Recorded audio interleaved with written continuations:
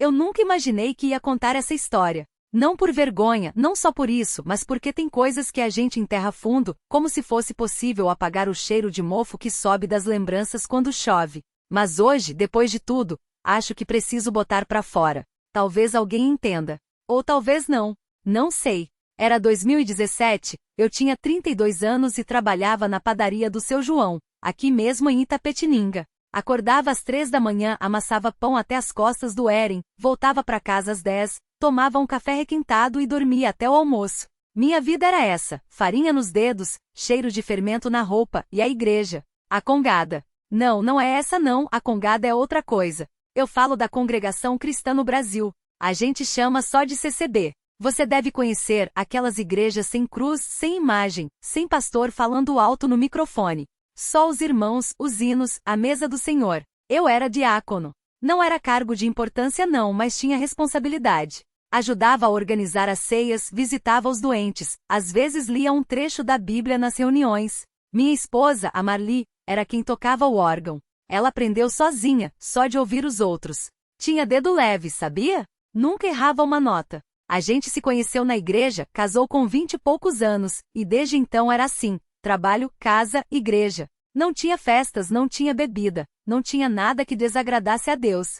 Ou pelo menos era o que a gente pensava. A casa onde a gente morava era pequena, mas arrumada. Ficava no fim da Rua das Palmeiras, quase encostada no muro da vizinha, a Dona Lourdes.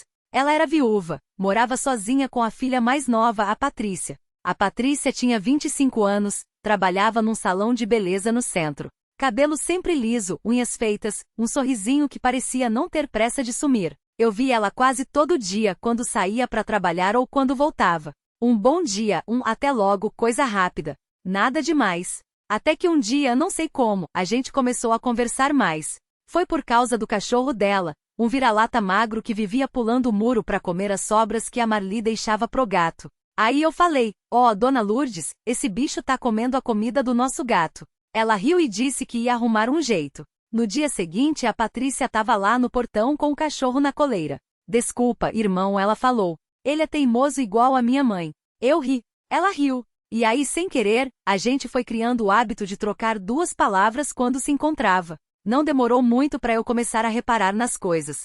No jeito que ela passava a mão no cabelo quando tava nervosa. Na risada que saía fácil, como se não tivesse peso. Na maneira que ela olhava para mim, como se eu fosse alguém interessante. Eu não era. Era só um padeiro, diácono, marido da Marli. Mas com a Patrícia eu me sentia diferente. Não sei explicar. Era como se o mundo ficasse mais leve quando ela estava por perto. Aí começaram as mentiras. Pequenas no começo. Vou na casa do irmão Carlos ajudar com umas coisas da igreja.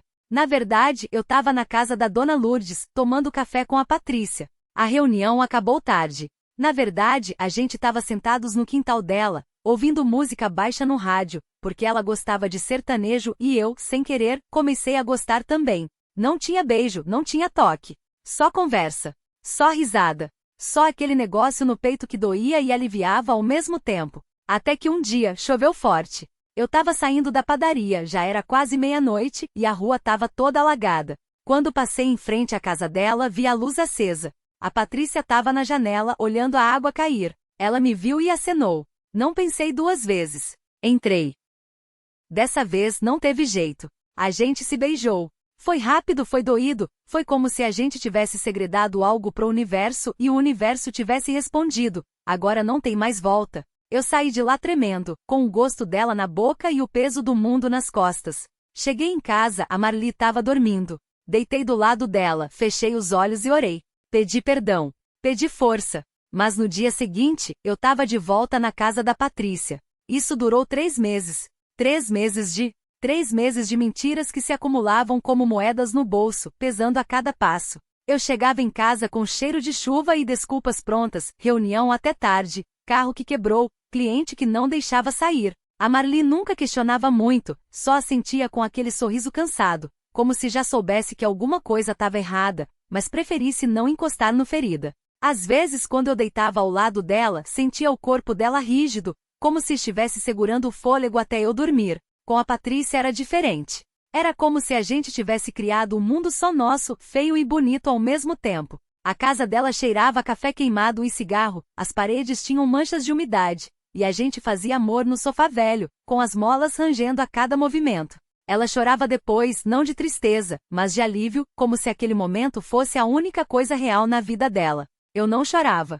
Só ficava quieto, olhando pro teto descascado, contando os minutos até ter que voltar para casa. Até que um dia a Marli encontrou o bilhete. Não foi nem algo romântico, só um papel de padaria rabiscado com a letra da Patrícia. Asterisco, não esquece o que a gente combinou. 20 horas. Asterisco tava no bolso da minha calça suja que ela levou para lavar. Ela não gritou. Só segurou o papel entre os dedos, olhando para mim como se estivesse vendo um estranho. Perguntou baixinho, asterisco, quem é? Asterisco, eu poderia ter mentido. Poderia ter inventado qualquer coisa. Mas a verdade saí sozinha, feia e crua como um vômito. Asterisco, a Patrícia. A gente tá se vendo. Asterisco, a Marli não chorou na hora. Só virou as costas e foi pro quarto. Ouvi o barulho da gaveta se abrindo, o som dos talheres batendo quando ela jogou minha aliança na pia. Naquela noite, dormi no sofá. O apartamento parecia maior, mais vazio. No dia seguinte, ela não estava mais lá. Levou só uma mala, deixou o resto. Não teve discussão, não teve drama. Só um silêncio que doía mais que qualquer grito. Fui para casa da Patrícia sem nem pensar. Bati na porta, mas ninguém atendeu. Esperei 1 hora, 2, sentindo o frio da madrugada entrar pelos ossos. Quando ela finalmente abriu, estava de rosto inchado, olhos vermelhos. Não me deixou entrar. Só disse, segurredo na porta, asterisco, acabou Zé. Não dá mais. Asterisco, eu tentei segurar o braço dela, mas ela se soltou como se eu queimasse. Asterisco, a Marli ligou para mim. Contou tudo. Você é um covarde. Asterisco. Fiquei parado na calçada, ouvindo a porta se trancar. A rua tava deserta, só eu e o barulho da chuva começando de novo.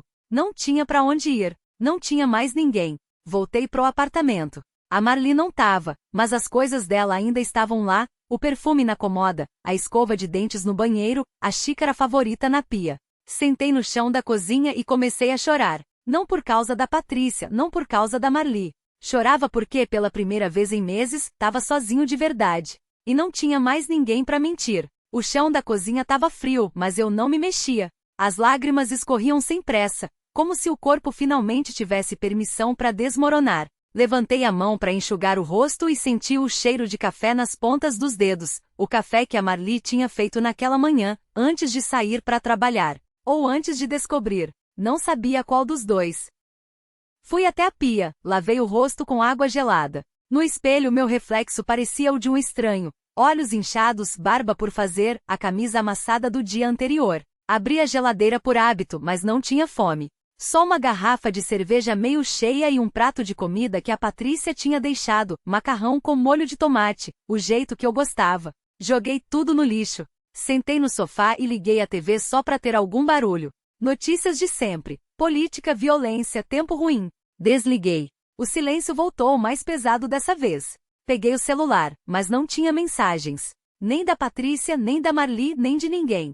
Abri os contatos, passei o dedo pela lista como se fosse encontrar alguma coisa que me salvasse. Nada. Lembrei do bilhete que a Marli tinha deixado em cima da mesa de centro. Uma folha de papel dobrada, com meu nome escrito à mão. Não tinha coragem de abrir. Ficava olhando para ela como se fosse uma bomba. Até que depois de não sei quanto tempo estiquei o braço e peguei. Asterisco, Zé, não adianta mentir para você mesmo também. Asterisco.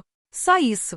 Nada de xingamentos, nada de drama. Só aquela frase, seca, como se ela já tivesse desistido de me explicar as coisas. Guardei o papel no bolso da calça, como se fosse uma prova de algo. Não sabia bem do que. Fui até o quarto. As cortinas estavam fechadas, o cheiro dela ainda impregnado nos lençóis. Deitei de roupa e tudo, encostei a cabeça no travesseiro. Fechei os olhos, mas o sono não vinha. Cada vez que eu tentava relaxar, via o rosto da Patrícia quando ela me empurrou, a expressão da Marli quando entrou no apartamento e me encontrou com a outra. Ou pior, via a minha própria cara no espelho, a cara de um cara que tinha estragado tudo sem nem saber direito por quê. Levantei de novo. Não dava para ficar parado. Abri o armário, tirei uma mochila velha e comecei a jogar coisas dentro, algumas roupas, o carregador do celular, um casaco. Não tinha plano, não tinha destino. Só sabia que não podia ficar ali, naquele apartamento que agora parecia uma armadilha. Antes de sair, parei na frente do espelho do corredor. Olhei pra mim mesmo por um longo tempo. Não reconhecia aquele cara. Ou reconhecia demais. Era o mesmo que anos atrás prometeu pra Marli que nunca faria isso. O mesmo que jurou pra Patrícia que era diferente. O mesmo que todas as noites se olhava no espelho e achava que ainda tinha jeito. Saí sem trancar a porta. Desci as escadas devagar, como se cada degrau pesasse mais que o anterior. Na rua, a chuva tinha parado, mas o ar ainda estava úmido, grudento. Caminhei sem rumo, as mãos nos bolsos, a mochila batendo nas costas a cada passo. Não sei quanto tempo andei. Quando parei, estava em frente a um bar que conhecia, um daqueles lugares que a gente frequenta quando não quer ser visto. Entrei. O balcão estava quase vazio, só um velho no canto e o dono limpando copos. Sentei, pedi uma cerveja. O primeiro gole queimou. O segundo já desceu mais fácil. O dono do bar não perguntou nada, só deixou a garrafa na minha frente e voltou pro que estava fazendo. Fiquei ali, olhando para a parede, ouvindo o som dos copos batendo e o zumbido da geladeira. Não sei em que momento comecei a falar sozinho. Baixo, quase um sussurro. Eu não queria magoar ninguém. O velho no canto olhou para mim, mas não disse nada. O dono do bar fingiu não ter ouvido. Só não sabia como parar, continuei. A Marli merecia melhor. A Patrícia também. Eu só não conseguia. Bebi mais um pouco. A cerveja já estava morna, mas não ligava. A gente acha que tem tempo, que dá para consertar depois. Aí quando vê, já era. Fiquei quieto. O bar continuava o mesmo, mas algo tinha mudado. Não era alívio, não era dor. Era só um vazio. Como se, depois de tanto mentir, finalmente tivesse falado a verdade. Mesmo que fosse só para mim mesmo. Paguei a conta e saí. A noite estava mais fria agora. Respirei fundo, sentindo o ar gelado nos pulmões. Não tinha para onde ir, mas pela primeira vez em muito tempo. Andei sem rumo, as mãos enfiadas nos bolsos da jaqueta surrada. As ruas estavam vazias, só uns poucos faróis passavam longe, deixando rastros de luz molhada no asfalto. Não senti fome, não senti sono. Só aquele peso no peito, como se tivesse engolido uma pedra e ela estivesse ali, quieta, me lembrando de tudo que deixei para trás. Virei numa rua estreita onde as casas tinham grades altas e cachorros latindo no fundo dos quintais. Uma luz acesa numa janela do segundo andar, sombra se movendo atrás da cortina. Alguém ainda acordado, talvez esperando alguém chegar. Ou só assistindo TV sozinho, como eu fazia antigamente. Parei em frente a um ponto de ônibus abandonado, o banco de metal frio sob minha perna. Tirei o celular do bolso, a tela rachada, a bateria no vermelho. 3 chamadas perdidas da Patrícia, 2 da Marli. A última de 3 dias atrás. Não tinha coragem de ouvir as mensagens. Sabia o que elas diriam. Guardei o telefone de volta. Do outro lado da rua, um homem saía de um carro velho, trancando a porta com um estalo seco. Ele me olhou de relance, depois seguiu em frente, apressado. Não era ninguém que eu conhecia. Mas por um segundo, pensei em gritar algo, qualquer coisa, só para ver se alguém ainda me escutava. Não gritei. Continuei andando. Cheguei na praça perto da rodoviária, onde os bancos estavam molhados de sereno. Sentei num que não tinha tinta descascando, encostei a cabeça no apoio. Lembrei da primeira vez que vi a Marli ali, esperando o ônibus para a faculdade. Ela usava um casaco verde, aquele que eu odiava mas nunca disse. Ria de algo que a amiga contava, e eu fiquei parado como um idiota até ela me ver e acenar. Agora a praça estava vazia. Só eu, o vento balançando as folhas das árvores e o barulho distante de um motor ligando. Fechei os olhos. Não queria dormir, mas o cansaço vinha em ondas, arrastando memórias que eu não queria mais. Alguém sentou no banco ao lado. Abri os olhos devagar. Era um cara jovem, mochila surrada nas costas, olhando pro celular com a testa franzida. Não me olhou, não falou nada. Só digitava rápido, como se tivesse pressa de mandar alguma coisa. Tá tarde pra ficar por aqui, falei, sem saber por quê. Ele levantou a cabeça, surpreso. Tinham olheiras fundas debaixo dos óculos.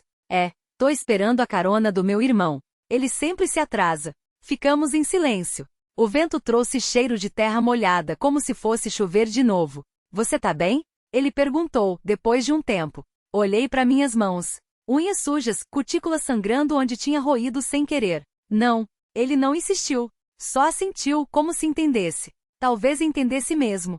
Às vezes a gente acha que tá sozinho nisso, ele disse, guardando o celular. Mas não tá. Não respondi. Não sabia se era verdade, não sabia se importava. O barulho de um carro freando forte fez a gente olhar para a rua. Um Fusca branco parou no meio-fio, faróis piscando. O cara se levantou, ajustou a mochila. É ele. Valeu, velho. Assenti. Ele hesitou um segundo, como se quisesse dizer mais alguma coisa, mas só balançou a cabeça e foi embora. A porta do carro bateu, o motor roncou baixo e eles sumiram na curva. Fiquei sozinho de novo. Levantei, as costas doendo do banco duro. A rodoviária ainda tinha luzes acesas, mas não tinha ninguém na bilheteria. Um segurança bocejava perto da entrada, encostado na parede. Não me olhou quando passei por ele. Dentro, o cheiro de café velho e desinfetante. Uns poucos passageiros dormiam encostados nas paredes, malas ao lado. Um homem tossia baixo, enrolado num cobertor fino. Uma mulher falava sozinha, os olhos vidrados. Sentei num canto, longe de todo mundo. Tirei a carteira do bolso, contei as notas amassadas. Dava para um bilhete para qualquer lugar, talvez para perto do mar, ou para alguma cidade pequena, onde ninguém me conhecesse, mas não comprei. Fiquei ali, ouvindo os anúncios distorcidos pelo alto-falante, sentindo o peso da pedra no peito. Não sabia para onde ir, não sabia se queria ir, só sabia que pela primeira vez em muito tempo, não estava mentindo para mim mesmo. E isso, de algum jeito, era pior do que tudo. O trem arrancou com um solavanco, como se também não quisesse seguir viagem. As luzes piscaram, o cheiro de óleo queimado misturou-se ao ar parado. Fechei os olhos e apoiei a cabeça na janela fria. O vidro vibrava contra a minha têmpora, um ritmo surdo que combinava com a dor atrás dos olhos. Alguém sentou no banco à minha frente. Não levantei a vista. Ouvi o barulho de um isqueiro, o cheiro azedo de tabaco mal queimado. Uma voz grossa sem direção. Você tá com cara de quem perdeu alguma coisa. Não respondi. O homem exalou fumaça, tossiu. Ou de quem achou e agora não sabe o que fazer com isso. A ponta do cigarro brilhou no escuro quando ele tragou de novo. Senti o peso do olhar dele em mim, mas não me mexi. A pedra no peito parecia ter crescido, ocupando espaço onde antes cabiam desculpas. Eu conheço esse olhar, continuou como se falasse sozinho. É o mesmo que a gente tem quando descobre que não tem mais para onde correr. O trem apitou longe. Finalmente levantei os olhos. O homem era magro, a barba por fazer, as mãos cheias de cicatrizes finas. Não parecia que queria conselho. Só companhia na merda. Às vezes, disse ele, esmagando o cigarro no chão, a gente para de mentir e aí descobre que não sobrou nada. Olhei pela janela. A noite engolia tudo. Não havia estrelas, só o reflexo pálido do meu rosto no vidro. Sobrou, murmurei. Ele esperou. Eu não tinha mais nada para dizer. O silêncio ficou grosso. O homem puxou outro cigarro, ofereceu. Balancei a cabeça. Então tá, ele riu baixo, sem graça. Pelo menos isso. O trem rangeu nos trilhos. Senti o cheiro de terra molhada entrando pela fresta da janela. Ele acendeu o cigarro, a chama tremeluziu um segundo. Você vai embora amanhã? Perguntei. Não sei. E você? Apertei os dedos na borda da mesa. A madeira estava áspera. Também não.